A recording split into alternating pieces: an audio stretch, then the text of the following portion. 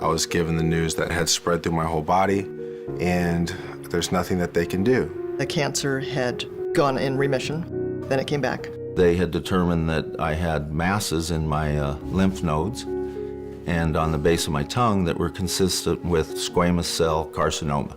I went to a clinic and they said, "This looks pretty suspicious," and I blew it off. I thought, you're wrong, you have no idea. It wasn't until I had a lymph node on my clavicle, swelled to the size of a baseball, that we realized something was wrong. Went to a second opinion, and again, the same information.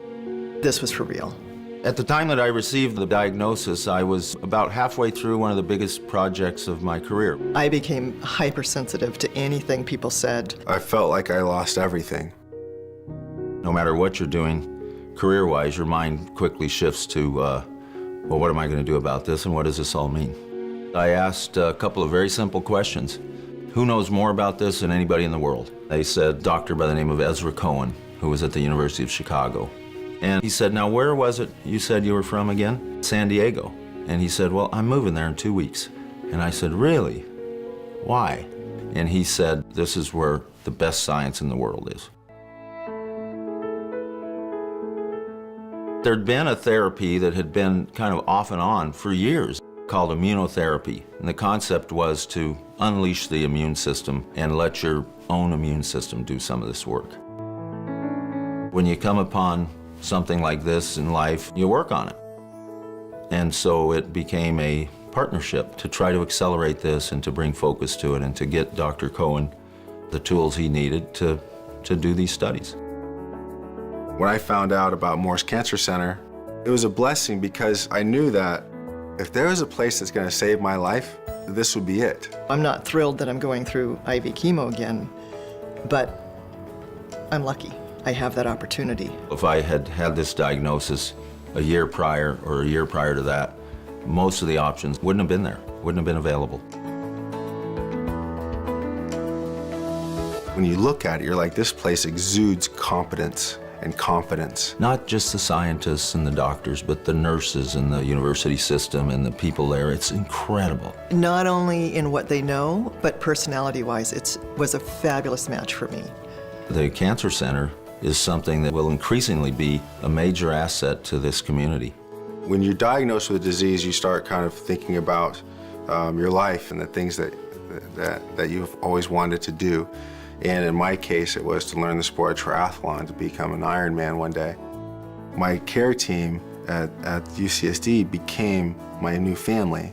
I'm 145 pounds, okay? Don't even have the strength to walk from my bed to the bathroom. And I tell them that I'm gonna do the Ironman, I'm gonna be a triathlete, and I'm gonna do these things that I've never done before. Not once did they ever doubt it. I found out that I was going to die from my cancer on October 9th of 2009. I was at the Ironman World Championship starting line on October 9th, 2010. It's about never quitting and never giving up. I'm just about to start a PARP inhibitor study, a trial study.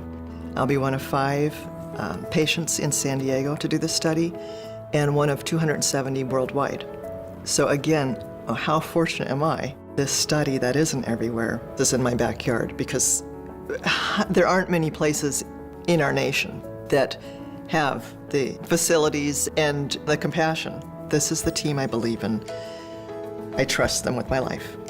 One thing that anyone that goes there thinks is, how did this happen? How did we get this center here?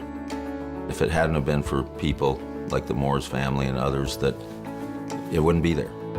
If you want the best scientists, if you want the best technology, and if you want to continue saving lives and making advancements, we have to have the support. We're in the middle of a giant paradigm shift in cancer.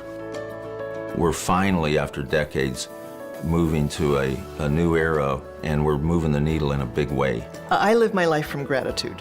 No matter how rotten the day, I believe I can find something for which I'm very grateful. And I think we all can do that. We're all here at an inflection point in this disease, and we can make a difference in whether it helps people 20 years from now, or 10 years from now, or 5 years from now, or how soon. It will help people. This will be a major impact on this disease.